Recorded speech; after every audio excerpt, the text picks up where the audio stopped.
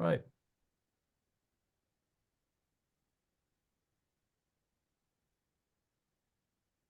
Good evening, and thank you for joining us. I'm Rachel, the event director for Northshire Bookstore, with store locations in Saratoga Springs, New York, and Manchester Center, Vermont. I'm delighted this evening to have partnered with my wonderful colleagues at the Harvard Bookstore in Cambridge, Massachusetts, as co-hosts of this evening's event. Thank you so much for your loyalty and support of independent bookselling. Both Northshire and Harvard Bookstore couldn't do what we do without the support of customers like you, so thank you so much. You can find books by both of this evening's authors available at northshire.com and harvard.com. Please use the Q&A box throughout the evening for any questions that you have. We'll be saving up your questions and posing them for you at the end of the event. Those are my boring announcements to get us started, and now I'm thrilled to be able to introduce our authors. They are here this evening to celebrate the recent paperback release of The House of Doors, a novel my colleague Becky called as poetic and alluring as the country and people it describes. Twan Eng is with us tonight to discuss his international bestseller, The House of Doors, which was longlisted for the Booker Prize and was named a New York Times Editor's Choice and a Best Book of the Year by publications including The New Yorker and NPR. He is also the author of the award-winning novels The Gift of Rain and The Garden of Evening Mists. He'll be interviewed this evening by Colm Toibin. He's the author of 11 novels, including Long Island, an Oprah's Book Club pick, The Magician, winner of the Rathbones Folio Prize, The Master, winner of the Los Angeles Times Book Prize, and Brooklyn, winner of the Costa Book Award. He's also written 2 short story collections and several books of criticism, and has been named as the laureate for Irish fiction for 2022 to 2024 by the Arts Council of Ireland. Please join me in welcoming both of them to our screens this evening. Thank you very much, Rachel. Can I just start by suggesting something? You know, Henry James has an account of a friend who wrote a famous novel at the time, and it was about French Protestant youth. And everybody asked her, how do you know so much about this? You lived in London all your life. And she said, I was in Paris once, and I was going downstairs, and I saw it through a doorway. People I thought they must be French Protestant youth. And I looked at them for one moment, and that's how I know about them. And I think some of the great characters are often made from a glimpse, from something you catch through a doorway, something that has a huge impression on you for 1 second. And I'm wondering if this is possible, that the character of Leslie, who is so beautifully drawn, so filled, is not based on your mother, your grandmother, someone you know, but on some glimpse you had of something for one moment that was so strong that it stayed with you. Or am I completely wrong? Well, it is a glimpse of a woman, and it's a glimpse of a character, a real life character, which you wrote about, Colm, in one of your short stories, Silence, which is in this book, beautiful, moving short story. And as you know, it's about how a woman who is very talented, very intelligent, but she has no avenues to express her talents and her artistic impulses, and she's got so many stories to tell, but she can't tell them, so she has to find a way to transmit those stories out to the world. So that was the glimpse I had years ago from Lady Gregory. That's the story of Lady Gregory, who was one of those figures in the late 19th century, who founded the Abbey Theatre, but we discovered after her death that she actually had quite an interesting love life, secret love. And but I suppose what I'm talking about here is the idea of building a character, is the idea that your character is not helpless. She may be silent. She may not have a way to tell her story, but in her own life, in the way she sees, notices, remembers, and functions, she's a very powerful person in the pages of your novel. Well, she is. She's intelligent. She's strong-willed, but she is expected by society to suppress all those instincts and just be very placid and passive and be the good wife and the good mother, and not give into any feelings of her own. So I found that very challenging to write, because on the surface she's quite, as I said, passive, but underneath all that, she's trying actively to put some meaning into her life. And as a writer, it's difficult, to write on this, to show on the surface where nothing is happening, and yet there's so much churning underneath. Very challenging to write. I wonder if one of the strategies you used in order to build her was to show her at the very end of her life, or to show her later on, where we have her alone, and we have her living in a landscape that clearly is not the landscape where she's in as the novel proceeds, is a landscape of South Africa. And it is evoked with extraordinary sort of beauty and intensity, where we see her relishing the light where she is now, almost the solitude. And so we see her as a survivor as well, but also as someone who relishes things. I think yes, you're quite right about that. I took her out from her own home of the island of Penang and put her in the desert, in the Karoo, because I wanted her to be stripped of all her previous vanities, her petty obsessions, her interests in society. She has to realize what is really ultimately important in her life. And I think a desert does that for anyone. It shows you what is really, really important in the end. And so she has come to this understanding and acceptance. This is what her life is, and she's quite happy with it. And yet a message arrives from the world outside, and it shakes her foundations again. And it sets her thinking about what she has to do next, the next stage of her life, whether she has to be as strong as she had been before and take that next step forward. And have you been a reader of Somerset Maugham from early on? Yes, from my early teens. The Letter was one of the first of his short stories I read, and I found it even more fascinating when I realized and discovered that he had based it on a real-life murder trial which had taken place in Kuala Lumpur, where I was growing up. And also the fact that a lot of my contemporaries had no idea of that trial. They didn't know about the trial, nor of Somerset Maugham's The Letter. So that set the wheels turning as well about how I could make use of this story and make it into a novel. And of course, in the background is that thing that we hear so much about called the British Empire, in which, in a way, we're all still recovering from, or indeed, working out the sort of meaning of. But it is the case, isn't it, that in a novel, if you move people, courtesy of the empire, from their home turf into some, as it were, a strange country, you can really allow them to disguise themselves a second time, or invent themselves a second time, or just seem to be able to manage things they couldn't manage before. And of course, Maugham comes with his homosexuality, and indeed Robert comes with his, in another much more hidden way, so that there is a whole sense of the empire as guarding people, giving people disguises, allowing people to function. And thus Leslie actually manages to be 2 or 3 people in this world, that she might not be any of these things if she were in England. So the Penang gives her a sort of, I suppose, a multiplicity of identity. Not a multiplicity of identity. It makes her, it allows her to function in ways that are much richer than if she were at home. Yes, that's true. And it gives her doorways to enter into different rooms of the house.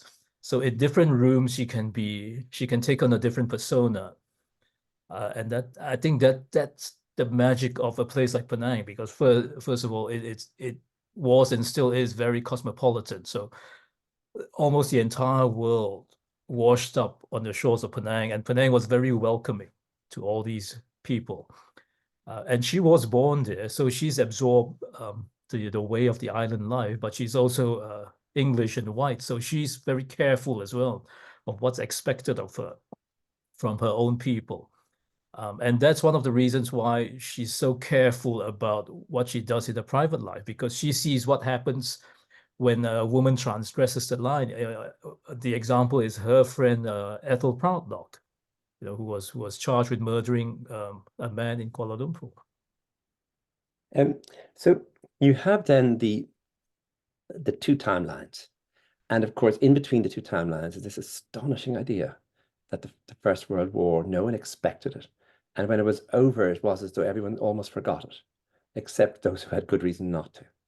And but it is, I mean, if you deal with that period at all, this war comes as a very difficult thing to manage. But before it is such a time almost of innocence, isn't it? This Edwardian time. Yes, it's a time of nobody knew that the world was going to change so drastically, and everybody thought the empire, as you mentioned, the empire thought it would rule forever, and suddenly things started crumbling, and these are the people living on the edges of the empire, and it's very often. When things go wrong, it's usually at the edges of the empire when they start fraying, isn't it? They start Yes. getting tattered, Yes. and everything starts breaking apart. And these are the people living on the edges, and they see it coming. They feel it, and in fact, in many cases, they are part of the fraying and the cause of the fraying.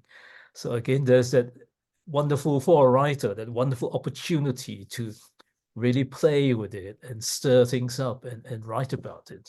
So it's very And of exciting course, when you do that. one of the secret energies, in a way, the First World War releases is a sort of nationalist energy, which comes Yeah. after it, where in places such as indeed Ireland, but also Penang, where, suddenly something begins to move. Yes. You realize Something that begins to no one is watching that, except, of course, Leslie. Yes, She no has particular interest in it. So in other words, she's moving now between her own role within the empire and another role entirely, which she does also, of course, with Ethel in going to visit her and seeing her, where she's a sort of anathema. She's become she's betrayed everybody almost by even being put on trial. So Leslie sees her, but Leslie is also doing something else, which is first of all political, and secondly sexual, or first of all sexual and secondly political. And I think your genius in the book is to make it's unclear actually what precisely her motives are, except to be involved, to be engaged, to do something, that her personality is like that. So but to some extent it's not a political novel, and it's not really an historical novel either, because her personality dominates it, and it becomes intriguing what she's going to think and do, rather than what, say, for example, a group of communists are going to do, or a group of nationalists, or a group of, so to that extent, it's not either a political novel or historic, whatever they are. It's not those. It's not about sensibility. It's about the personal in many ways, because Leslie is quite selfish in many ways. She's hard, but she has to hide that. She has to conceal all that. But deep down, she's quite selfish. She wants to find some sort of achievement and a sense of purpose for herself, which has always been denied to her. So when the opportunity comes in the form of a Chinese revolutionary, Dr. Sun Yat-sen, she gets very excited about it, because, as you mentioned, we were seeing the empire starting to crumble and fray. And part of the reason is that she's seeing changes happening in another great empire as well, the Empire of China. She's seeing that empire crumbling as well firsthand. So she's got both empires to compare and play with, and she's in the middle. So she's in a very good position, although she doesn't realize it. And of course, House of Doors allows people to become invisible, people to disappear, not only outside from inside to outside through a door, but as though the novel is filled with doors in which people can disappear and become invisible, become ghostly, and actually manage to do as they please without anyone seeing them, and then get discovered. So it's a constant sense of that. Yes, it is. It's these doors all open up into different passages for these characters to move around it. It gives them opportunities to find different aspects of themselves. As I say, it depends on which room they step into. And I mean, we've gone for this length of time without mentioning, I think, what anybody who's listening or who's here will really want me to ask you about, which is, how come from moment one of this book you feel you're fully embedded in a world that is created by sentences, by style, by the whole tone of a book, that you are pulling us along not by action, even though there is action, not even by the sort of description of social life and how life is conducted, although that's there, but actually by something else, which is it's mysterious, and I don't really know if you want to comment on it, but the idea of style, the idea of finding a tone at the beginning, holding it, wielding it, working with it. So from the minute I started this book, and we were talking about it, this really, whoever wrote this has an extraordinary command of style that they're almost keeping quiet about. So it's not a display of style, but it certainly held me. So I suppose the question really is, did you stop? Did the style come to you one day, or did you try over and over to get it? Does it come naturally? Should we not ask you about it? No, you can. I'm always happy to answer questions about the writing. I think this book, all my books I'm very conscious of the style and what each book requires. Every book will have a different requirement in terms of the mood and the atmosphere and the style. And with the House of Doors, I wanted in many ways a more pared back style, almost as you say, no style at all. It's almost like Somerset Maugham's way of writing, but not like his, because I still love playing with language. I love description. I love to create mood and to grab the reader, to immerse the reader in the world I'm creating. But I was aiming for that Somerset Maugham, clean, almost detached way of writing. I failed, of course, in many ways because my own personality kept creeping in. But if you compare the House of Doors to my first two books, they are quite florid in many ways. And with the House of Doors, I wanted a really more clean style. And I worked a long time on it. I kept rewriting that book many times, 15, 20 times, so, until I was happy with it. Yeah. So, but I mean, for some readers, Somerset Maugham's a pretty simple. Because we know so much about him later, and we know about that famous portrait of him, in his silk dressing gown, and the whole sense of him as a sort of bride. And someone wrote very beautifully about people, swindlers living in the south of France. But at this point where you find him, he's a very different sort of figure. First of all, he's married. Yes, he's married, and he hasn't really achieved that global fame that he would achieve later on. He's still quite unsure of himself. His future is still uncertain, and he's still feeling his way into the future, trying to find a way for him to live a homosexual life and yet not be under society's restrictions. So he's like Leslie in many ways. They are both trying to find a way to accommodate their passions and their secrets. So at first they're quite wary of each other because I think they recognize each other themselves in each other. So they circle around each other warily, but slowly, they start opening themselves up bit by bit to each other. How much license did you take with the details? For example, when you say he was somewhere in some month of some year, he was married to someone, or he had financial problems, or he had his secretary with him. How much of that were you intent on keeping anchored to fact? As much as possible, in terms of where he was and his personal life and his financial situation. But his visit to Penang, he never stayed long in Penang, I think, and for some strange reason, he never wrote about Penang. He never did, None of his stories, none of his journals, none of his letters, none of his essays, nothing about Penang. So, and I found that quite strange and also quite insulting, actually, because I was born in Penang, and I think that the island's special, but to Somerset Maugham, he wasn't interested in. So I took that opportunity to, Maugham did not write about Penang, so I will in my cheeky way put him in Penang and write about him in Penang to rectify that omission. But taking it that he did go to Penang, it is possible, isn't it, that certain things happened there that he didn't write home about for very good reasons. He didn't keep a diary about for very good reasons. Yes. And that actually is wide open for a novelist to come in and say, well, yes, I know we have no evidence, but no evidence is the best thing you need. Yes, no evidence, especially these blanks. Novelists fill a gap in history.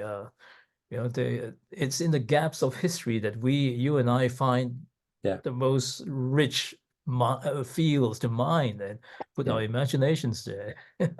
Yeah. I certainly found that that if, for example, in the novel I wrote about Thomas Mann, that if I say he was in Munich in that year, then he was. But of course, as you say, sometimes there's absolutely no detail. There's no letter. There's no diary about something. And that's when you can really, really start to imagine something. And I think one of the things you're imagining here is a strange moment in England when homosexuality has ceased to be unmentionable, but it is still illegal. In other words, the Oscar Wilde case has really opened up. This was in 1897. So, and he was let out of prison, say, it was just 1895, he was let out of prison in 97, and then he dies in about 1900. So that for those 5 years, this word Wilde, someone of the Oscar Wilde type, so that he's opened, instead of actually closing down the whole question, he's really opened it, but opened it in a way that's filled with ambiguity. So that suddenly things are recognized by some, not by others, half recognized. Old friendships could mean much more, but everyone will be very careful now. They'll still know. So it's those early, I suppose the early decade or decade and a half of just before the First World War. It's a very interesting time to have characters who are homosexual, because it's both, it's filled with fear, but it's also now suddenly there, open, recognizable, almost sayable, but still illegal. Well, it's been given a name, isn't it? The love that dares not speak its name has been given a name, and suddenly, once something has been given a name, there are good and bad points to it. It's fixed there. It's identifiable for both. But I'm thinking good particularly and bad. of something like E.M. Forster's novel Morris, which yeah. very emphatically occurs before the First World War, and you realize that all these matters are going to mean nothing in the trenches. Mustard gas. Just now in 1913, they're going to mean everything.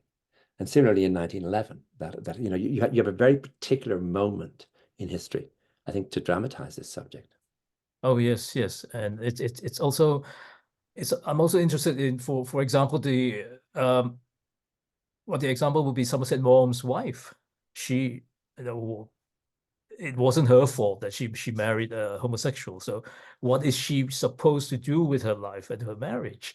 And a lot of women, a lot of wives had that same problem as well, through no fault of their own. And it was interesting to view it, to try and see what a wife in those circumstances, what could she do to live a fulfilling life for herself. It's difficult.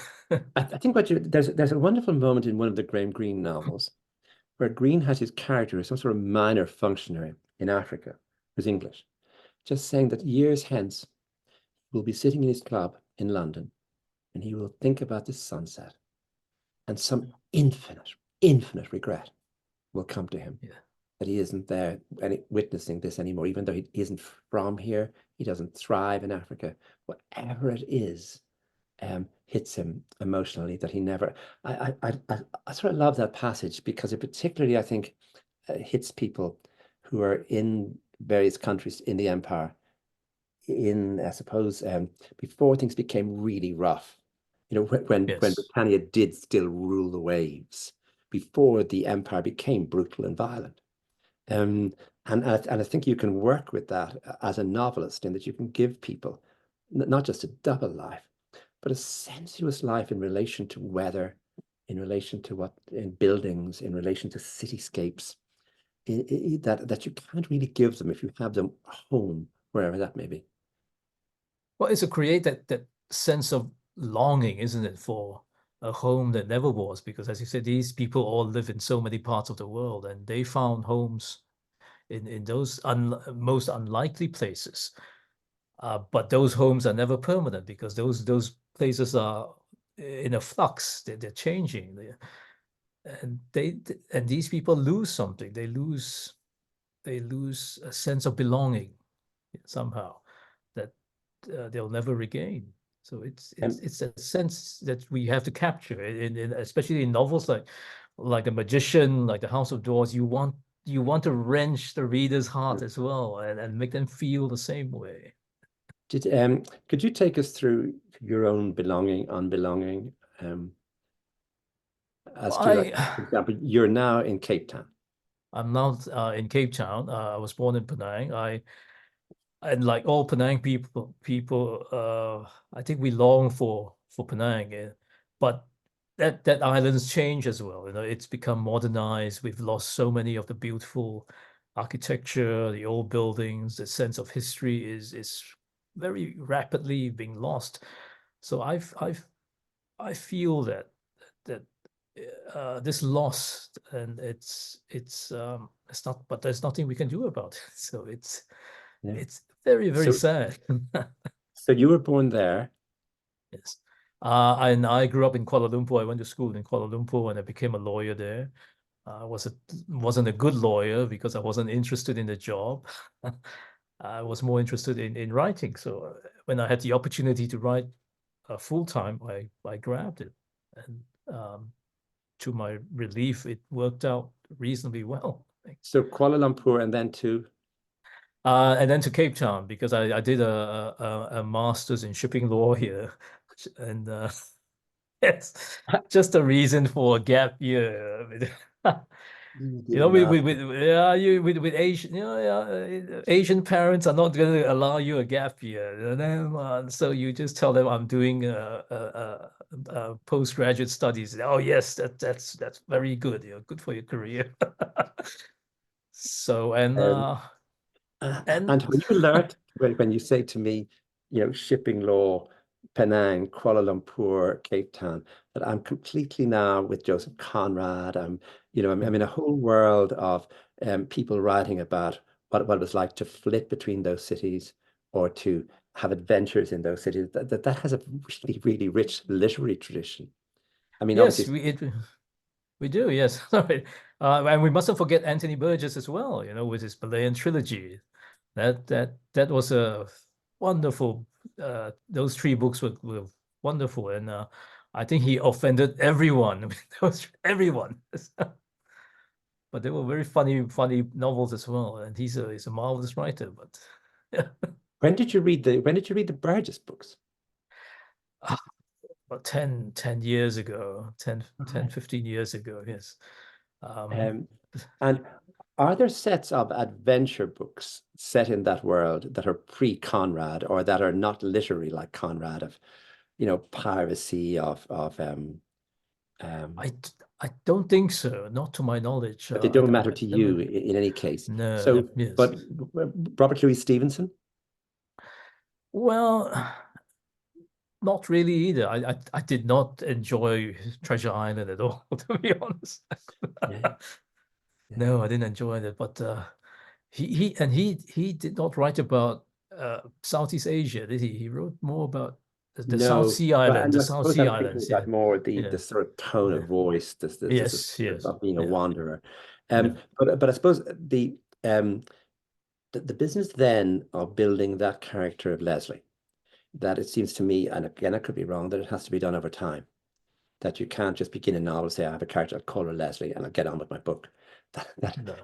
Someone living in that level of intensity, you can't get her easily. No, you start by creating just a basic character, and you keep adding levels to her to make different facets. The name came quite early because I wanted to use the name Leslie, which Mom had used for the letter. I wanted that in there because I would tell all readers of the House of Dwarves when they finish reading the House of Dwarves to actually go and read the letter because they are connected. The connective tissues are there, and I see them as mirrors reflecting each other, changing your perception of them every time. Reading the House of Dwarves will change your perception of how you read the letter, which in turn will bounce back on how you view the characters and back and forth. And the goal I had was to make the reader feel now which one came first, which is the real story here. Is it the House of Dwarves or is it the letter? And that's the feeling I want the readers to have. So you're also working with House of Mirrors, where in fact Leslie attending the trial is Leslie getting a narrative going on what has happened, Somerset Maugham arriving is his getting a narrative going, but also Leslie watching him, he's watching Leslie. Yes. They begin to know things about each other. And of course, then there's the small matter of you and the reader with the two texts, the text you're writing, having used moments of the text that Somerset Maugham wrote, so that you're actually involved. And I shouldn't be asking you about the sad seas at all. I should be asking about board games. I should be asking you about metafiction. I should be asking you about postmodernism. Well, that's the game. I think I was playing when I was writing. Writing is a long process, as we both know, sometimes very tiring and dull. So we have to find ways to entertain ourselves as well. Well, we're writing on our book. So this was the game I set out to play right from the start. Okay, how do I merge the House of Doors with the letter and the other stories in the Casuarina tree as well? I brought them in on the peripheral and make the whole work seem somehow connected and intertwined until nobody knows which one started first. And that was the intention I had right from the start, to have this feeling between the two books. Yeah, it must have been tempting, or no, maybe it wasn't tempting, to make Somerset Maugham more colorful and more alarming, so that he becomes trouble. Once he arrives in a hot climate, immediately, but instead he becomes quiet, sometimes watchful. He's trouble in other ways, but I thought he was written with real sensitivity and a sort of ambiguity and nuance, that you could see another novelist coming to and thinking, let's write a funny novel about Somerset Maugham. I mean, indeed, Anthony Burgess' earthly powers. Yes. That extraordinary first sentence. Yeah. What was it? It was the afternoon of my 85th birthday, and I was in bed with my catamite when the bishop rang or something like that. when the archbishop, or is it the bishop? Yeah, when the archbishop called. Yes. But could you just tell me about how you control that figure of Somerset Maugham?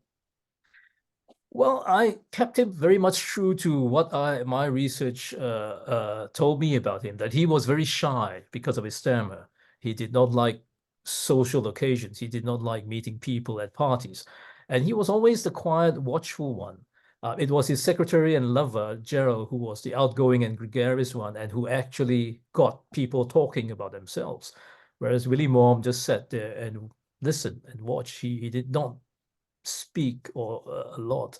So that was more or less what I thought he was.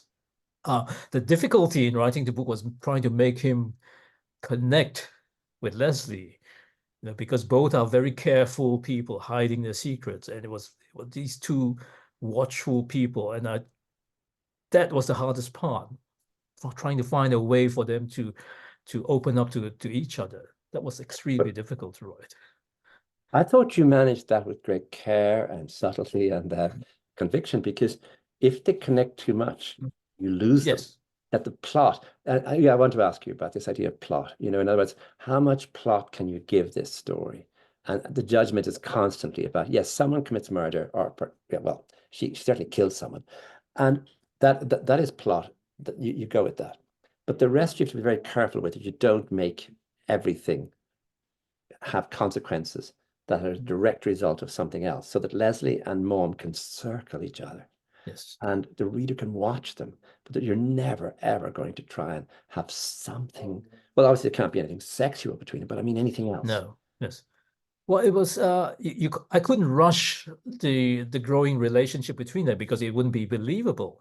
These are very mistrustful and untrustful people. So it was extremely difficult in terms of the pacing as well. I was constantly worried that the reader was going to get very bored, because nothing much happens in the first section of the book. But I had to show these two characters getting to know each other and starting to trust each other a little bit and a little bit and a little bit more, until they would open themselves up. It was extremely hard to find the balance. And it seems to me that what you did was you based the idea of how they would deal with one another on how the reader would deal with the book. In other words, as they are getting to trust one another, the readers are getting to know one another, so is the reader. So you're going sometimes no further than the reader might. And there's a way of pulling the reader in, saying, you know, this is how that your experience in reading belongs also to the characters, their experience in reading. And it requires an awful lot of, I hesitate to say, but empathy, sympathy, care, you know, but not rewriting, because if you don't get it right the first time, it's very hard to adjust. It's very hard. It's very hard to adjust. I mean, I shifted some of the chapters around in the end because especially the night swimming scene that happened in the original few drafts, that happened quite early. But eventually I felt that it wasn't plausible for them to expose themselves literally to each other so soon and so early in their friendship. So I had to take that and put it at the back. So that becomes quite almost like a reward or a culmination of their friendship, and almost sexual release for them in the end. And I felt that worked better. It was a reward for the readers as well, you know, their patience to wait and wait and wait. And finally, there's this release for them as Look well. now, I think it's time that we, Rachel, perhaps we could bring the audience in, and if anyone has any questions, that would be just great. Absolutely. So audience, you can type your questions into the chat box that you'll find at the bottom of your screen, or if you're having trouble with that, you can use the chat. And the first question that we have came in from Roz. She says, even though Ireland was never officially a colony as such, like Malaya was, it was treated much like a colony. So do the two of you see a mutual interest in the colonial and post-colonial culture of your two nations? Oh, Colm, you first. That's more.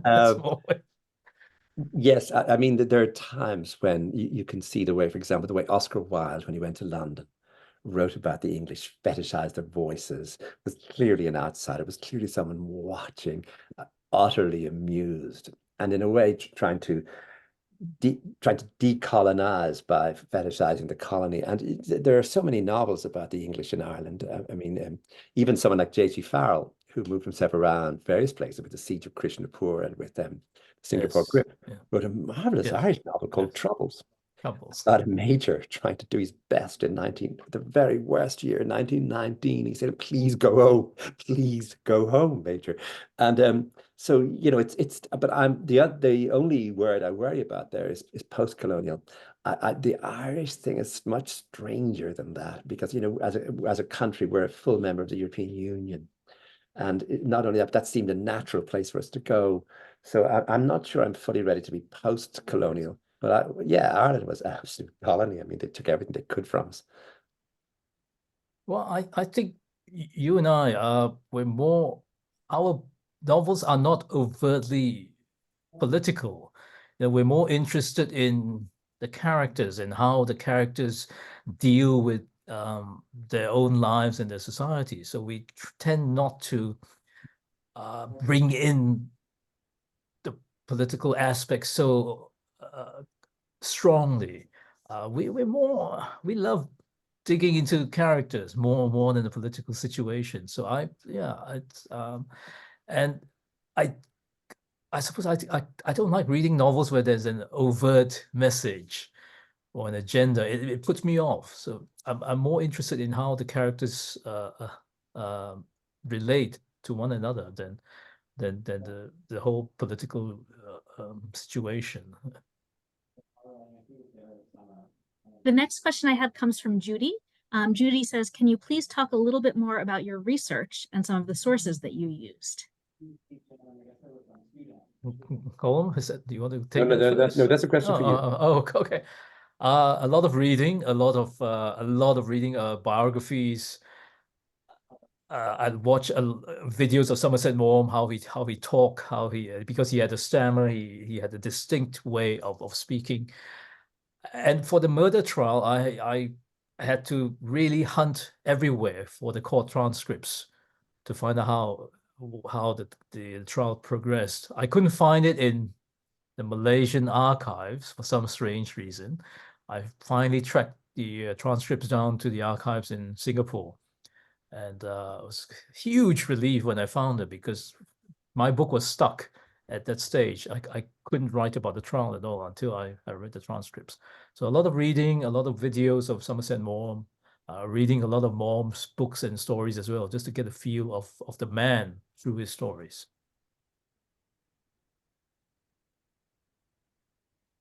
Fascinating, thank you. The next question came from Megan. When you are writing, do you see the setting as a place, or do you ever consider it as a side character? It's not merely a side character. I think it's one of the main characters. Setting and time and place are so much more important, I think, when you're writing a book that's set in the past, because you have to be convincing. First of all, you have to convince yourself, the writer, that you know what you're writing about, but you also have to draw the reader in, and you have to create this believable world. So historical novels, I suppose, they have to have a really strong sense of time and place. But having said that, I do feel that all novels should have a strong sense of time and place. Very often, I don't feel convinced by a novel when I don't feel that environment and the setting. So for me, it has to be very strong for all sorts of novels. The next question is for both of you. It's from Paul. And he says, Tan, did the process of writing this book change your experience of reading Mom's work? And Colm, did your process of writing The Magician change your experience of reading Thomas Mann? You first, Colm. No, please go ahead. Okay. I read Mann when I was about 18 or 19 first. Everyone was reading Death in Venice, and then in Ireland, for some reason, The Magic Mountain became really fashionable. But the one that really got me was Dr. Faustus, and obviously Buddenbrooks as well. So I had those read by the time I was about 21, 22. And what mattered was going back to them in the light of Mann's diaries, in the light of the information we then got about Mann. How much, for example, the Dr. Faustus, I think couldn't be directly relating to things that happened, but it was. And obviously Buddenbrooks was an autobiography. I certainly enjoyed the books much more in my 50s. I mean, I loved them when I was 19, but I really relished them later. And what's funny is everyone moans about the translations, and I'm sure they're awful, but I read them in English at first, and it didn't occur to me. It didn't occur to me when I was 19 that a translation could be bad. It's a marvelous thing not to know. I just sailed on with the book, and I just got what I needed from it. But yeah, I ended up not only loving the work more, but seeing more. Yeah, it's good. Yeah, that's interesting. Well, for me, I realized that there were a lot of Mom's novels that I did not like at all, because they were, some of his novels have not stood the test of time very well, I have to say. On the other hand, a handful of his novels, for example, The Painted Veil, still read like it could have been written 10 years ago. But his short stories, I find they are masterpieces, and they will endure, especially those set in the Far East. I find them very evocative, very atmospheric, and love those. They are marvels of construction. So I really enjoyed rediscovering more when I was writing The House of Doors. Excellent. We have time for one more question, and this one is also for both of you. It's from Jennifer, and she asks, does research ever become a form of procrastination for you? And if so, how do you combat that? Oh, you. Yeah, research is a nightmare. I mean, it's a nightmare because you have to do it. And then it becomes a real problem because you think you could do more. And then you think, there's one house Thomas Mann had that I should really go and see. It's over in Lithuania. And yes, I'd have to fly there and there, but I can't do it this summer. So I'll do it next summer. Hold on a minute. You're talking about 2026, and you're still just about visiting a house. And then you think, well, there are a group of letters in Princeton I should go and look at. There are photographs somewhere else. And everybody you meet, that the worst problem then is you meet an expert. You meet someone who really, really knows this material, and they look at you like you're insane, because the main thing you need as a novelist is a set of clues that will then inspire you to go. And then often you need to do the research on the day, just to say, how do you spell that man's name? Was there a real person there? what letter did he write that day? But often even not what letter he wrote that day. But you need to know everything almost, and then start working. But the problem with everything is that everything is just, you need to know the shape of the life, the almost, yes, that stutter thing, the sound the voice might make, that even if it's a German talking in English 100 years later, that you need some sense of that. But of course, it has to be an imagined sense. So if anyone said to me, oh, I think that you've got the real Thomas Mann in your book, the answer would be that would be a grotesque idea, because of course you couldn't do that. You wouldn't want to try. What you're trying to do is just create something enough for fiction that the reader will follow, that will have enough, I suppose, density, intensity, enough felt life in it. But yeah, research for anyone who's stuck on a novel, you say, stop doing research, just write a true sentence. Say, spring came is often a very good way out of trouble. Or winter was long that year. Or the ice still wouldn't melt. I think I have to agree with you. Yes, we tend to get bogged down by research. I had been to Mom's house, walked outside before in Wyndham Lane, Wyndham House in London. But when I was writing this, I still felt that, oh, I just need to look at it one more time, just to see what the shape of the windows and what he would have seen in his study on the top floor, looking out into the street. So yes, it's true. There's a lot of procrastination, but a lot of times we do it because we have to convince ourselves first that we know what we're writing about. That conviction has to come across the page so that the reader is also convinced that that the world we're creating is real and is plausible. But there comes a point when, as you said, you really have to stop. And one of the best ways to stop, you mentioned spring cleaning, is I actually go back to the first sentence and then start editing, just to get out of the trap, and then slowly work my way back to where I had stopped, and then I go on from there. It's a very long process, as we both know. That's wonderful advice from both of you. Thank you so much. Well, thank unfortunately, you. that is all we have time for this evening. Okay. But this has been a lovely conversation. Thank you both so much for taking the time to talk with us tonight. Thank you very much. It was marvelous meeting both of you. And Thank you. I hope our paths cross again soon. I hope so in real life. Yes. Thank you, really Colm. Okay. Thank been you very much. Real honor to talk An to you. absolute pleasure doing this. It's great to talk to you. Okay. Thank you, Rachel. Thank you, Thank you. Bye. And thank you, audience, for being here with us tonight. You can find both of these authors' wonderful books at both northshire.com and harvard.com, and also check out other upcoming events. Thank you and have a great evening. Thank you very much. Thank you. Bye-bye. Thank you.